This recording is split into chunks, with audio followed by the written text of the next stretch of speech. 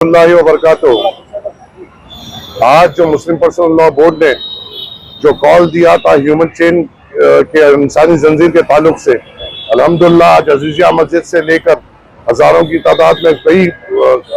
تعداد میں لوگ اس میں شامل ہوئے اور ایک بڑی چین یہاں پہ اتحاد کا پیغام دیتے ہوئے یہاں پر ہم نے بنائی ہے، اور اس کالے قانون کے خلاف ہم لوگ ایک ساتھ ٹھہرے ہوئے ہیں۔ مسلم پرسنل لا بورڈ کے ہر کال پہ انشاءاللہ تعالی اسی طور پہ سینکڑوں مسلمان نکلے گا، اور جو بھی احتجاج مسلم پرسنل لا بورڈ پلان کرے گا اس کو کامیاب کرنے کی ذمہ داری لیتے ہوئے ہر ایک مسلم پرسنل لا بورڈ کے کال کو کامیاب کرے گا۔